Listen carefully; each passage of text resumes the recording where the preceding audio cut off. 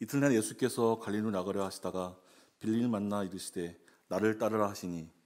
아멘. 하나님께서 나를 목사로, 장로로, 권사로, 안수집사로, 또 교사로 여러 모양으로 부르셨죠. 부르실 때에 응답하는 세 가지 유형이 있다고 합니다. 첫 번째 유형은 이제 나를 부르시는 거야? 아니, 나는 당연히 부름 받아야지. 이런 유형이 있다고 해요. 나는 당연히 장로가 되어야 되는데 좀 늦었네. 권사가 되어야 되는데 이제야 나를 쓰시겠다고? 이런 유형이 있다고 합니다. 두 번째 유형은 별 반응이 없는 유형이 있고요. 세 번째 유형은 하나님이 나를 부르셨는데 어떻게 내가 쓰임을 받지? 모세와 같은 유형이죠. 사실 모세는 갖출 만큼 다 갖춘 사람이거든요. 애굽의 궁에서 몇 년을 왕자로 훈련을 받았어요? 40년 훈련 받았어요. 통치자로서의 훈련이죠. 그런 모세가 하나님 어쩌자고 나를 쓰시겠다고 하십니까? 나는 부족한 거 투성이고 특별히 나는 말이 둔한 사람인데 어떻게 하라고 나를 부르십니까? 이런 유형이 있다고 합니다. 여러분을 축복하는 것은 하나님 나를 이제 부르셨네, 이런 사람은 없기를 바라요. 당연히 내가 장로가 되고 권사가 되고 안수집사가 되고 이런 사람도 없기를 바라요. 내가 하나님께 어떻게 쓰임받지? 그 부르심에 고민을 하고 내가 스스로 준비되어 있는가를 돌아볼 수 있는 그러한 사명자들이 꼭 될 수 있기를 바랍니다. 제자들은 어떻게 예수님을 따랐을까요? 우리가 단순히 성경을 볼 때 예수님께서 나를 어떻게 하라? 따르라 하시니 제자들이 이해하고 응답을 했거든요. 그 응답 전에는 고백이 있었어요. 베드로는 나는 죄인입니다 라고 할 때 나를 따르라 말씀하셨고, 오늘 빌립 또 안드레, 이 모든 사람들이 예수가 그리스도임이 믿어지기 때문에 예수님의 부르심에 응답을 했습니다. 그런데 이 제자들의 응답에는 꼭 신앙적인 영향만 있었던 것은 아니에요. 사회적인 환경도 있었어요. 예수님께서 활동하시던 시기에 갈릴리 지역을 통치하던 왕은 헤롯 안티파스라고 하는 왕입니다. 성경에는 헤롯 안티바라고 기록이 되어져 있죠. 헤롯 안티파스는 헤롯 대왕의 아들이에요. 그래서 당시 유다는 헤롯 대왕을 중심으로 헤롯 대왕이 통치하는 이 땅을 네 등분했어요. 그래서 헤롯 대왕의 네 아들이 나누어서 통치를 한 거예요. 그래서 성경은 이것을 가리켜서 분봉왕이다라고 얘기를 하죠. 특별히 헤롯 안티파스는 매우 야망이 큰 왕이었습니다. 나도 아버지와 같은 영주급 분봉왕이 아니라 대왕이 될래, 이런 야망이 있었어요. 이 야망을 실천하기 위해서는 누구한테 잘 보여야 될까요? 아버지한테 잘 보이면 되는 게 아니라 아버지도 임명을 받아서 누구한테 임명을 받았냐면 당신은 로마의 식민지였기 때문에 유다가 로마의 황제에게 임명권이 있는 거예요. 그러니까 누구한테 잘 보여야 돼요? 로마의 황제에게 잘 보여야 돼요. 이거 나중에 시험 볼 거예요. 졸업시험. 그러니까 잘 쫓아오셔야 돼요. 당시 로마의 황제는 누구였냐면 티베리우스라고 하는 황제였어요. 이 사람이 주 14년부터 주 27년까지 로마를 통치했어요. 이거 로마 전체로 봤을 적에 로마의 두 번째 황제입니다. 이 티베리우스는 좀 폭군이었어요. 그래서 황제 말년에는 내가 너무 폭정을 해가지고 혹시 암살을 당하면 어떡하지? 라고 하는 걱정으로 섬의 스스로가 별장을 짓고 운둔해 통치를 합니다. 이 섬이 휴양지로 유명한 카프리라고 하는 섬인데요. 저는 못 가봤어요. 카프리 섬은. 어쨌든 이 헤로드 안티파스가 티베리우스에게 잘 보여야 되는데 어떻게 좀 잘 보일까? 웬만큼 해갖고는 뭐 대왕이 될 수 없으니까 파격적으로 한번 일을 좀 저질러 보자 하고 생각을 짜낸 게 티베리우스를 위해 도시를 건설하는 거였어요. 그렇게 건설된 도시가 티베리아스라고 하는 도시예요. 그러니까 모음만 달라요. 황제는 티베리우스, 안티파스가 건설한 갈릴리 해변의 도시는 티베리아스. 근데 도시를 건설하는데 돈이 얼마 안 들죠? 엄청난 돈이 드는 거예요. 그러면 안티파스가 자기 사제를 털어서 도시를 건설했겠죠? 권력자들은 절대로 그렇게 하지 않습니다.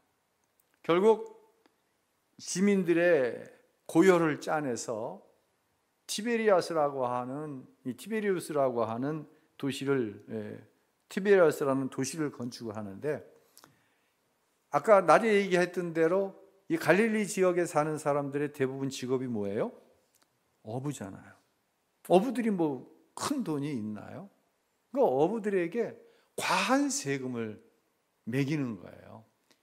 예전에는 고기를 많이 잡으면 그것을 경매에 내놔서 좀 많은 돈을 만질 수 있었고, 적게 잡으면 물량이 적으니 경매가가 높아서 어느 정도 균형 잡힌 소득을 가질 수가 있었는데, 이 안티파스가 티베리아스라고 하는 도시를 건설하기 위해서 세금을 많이 거들려다 보니까는 수확량과 관계없이 네 배 몇 톤이야? 30톤입니다. 그러면 예를 들어서 그래? 그럼 너 세금 100만 원. 너 배는 몇 톤이야? 제 배는 좀 큽니다. 900톤. 그래? 그럼 넌 세금을 30만 원. 어획량과 관계없이 배의 크기와 그물의 크기와 수량에 따라서 막 세금을 갖다 막 매겨버리는 거예요.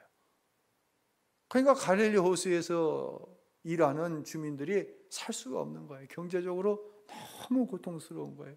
그런데 또 이것만을 가지고서도 티베리아스를 건설하는데 돈이 안 돼. 적어. 그러니까 무슨 짓을 이 안티파스가 하냐면 무역을 시작을 합니다. 무역을 해서 돈을 많이 남기는데 염장 공장을 만드는 거예요.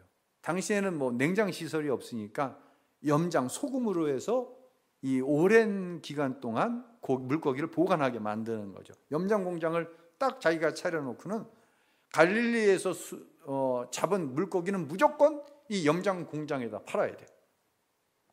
싸게 물고기를 받는 거예요. 그리고 염장을 해갖고는 많은 이익을 붙여갖고 이걸 다른 나라하고 무역을 했어요.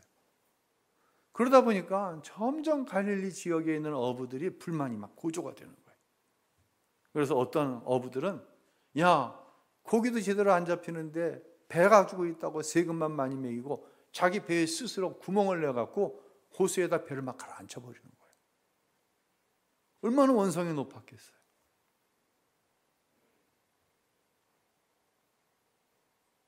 백성들이 살 수가 없는 거예요. 이런 사회적인 상황에서 예수라고 하는 분이 등장하는 거예요. 주 14년에서 27년이면 예수님이 활동하던 시기와 이제 겹쳐지는 거죠. 예수라고 하는 분이 등장하셨는데, 이분이 보니까 우리가 기다리던 메시아 그리스도야. 근데 이분이 나를 어떻게 알아?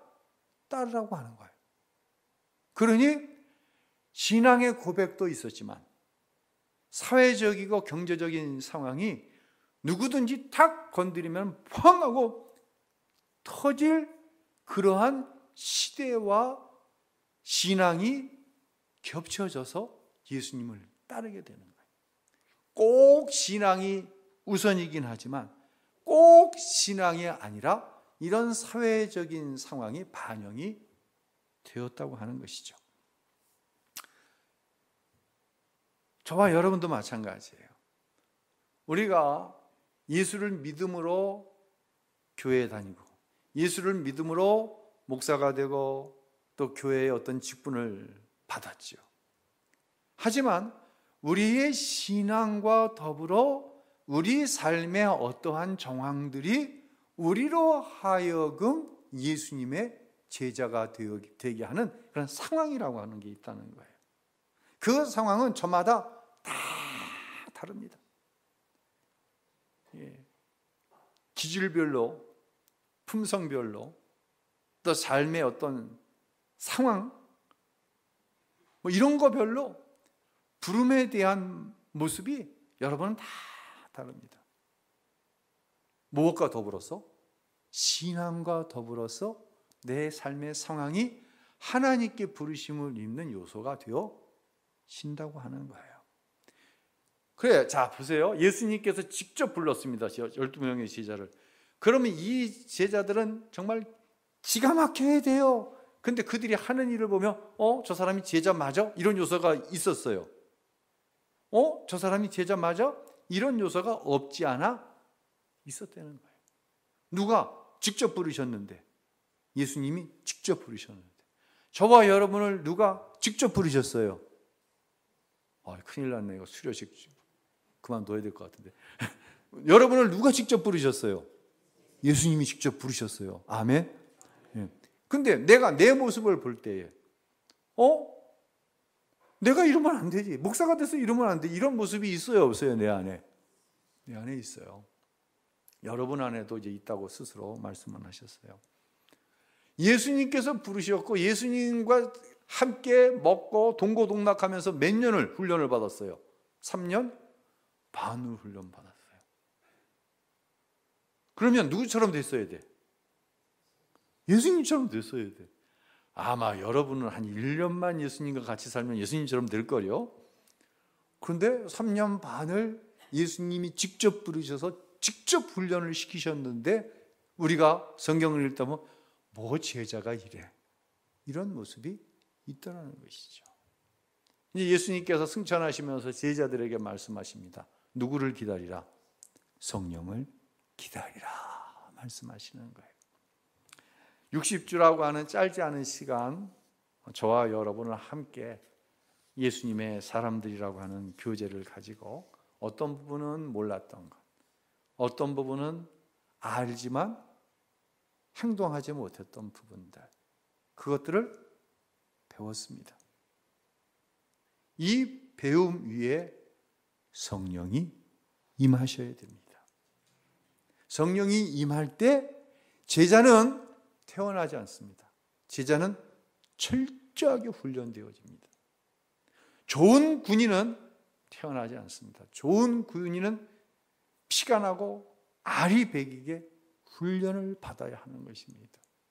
60시간의 훈련이 짧은 훈련이 아니고요. 여러분은 최선을 다했습니다. 이제 이 수료 예배를 통해서 제가 이제 교장 선생님이잖아요. 교장 선생님이 지금 훈하고 있는 거잖아요. 여러분을 축복하는 것은 성령 충만하시길 바랍니다. 내가 내 자신을 볼 때 나는 예수님의 제자야. 누군가 여러분을 볼 때 어제도 제자였지만 오늘 더 훌륭한 제자입니다. 누구로 인해서 이게 완성되어져 간다고요? 성령으로 인해서 완성되어져 갑니다. 여러분의 수고에 감사를 드리고요. 또한 여러분의 수고 위에 성령께서 임하셔서 하나님께서 아름답게 사용하시는, 하나님께서 기쁘게 사용하시는, 하나님께서 행복하게 사용하시는 하나님의 예수님의 제자들이 될 수 있기를 예수님의 이름으로 축원합니다.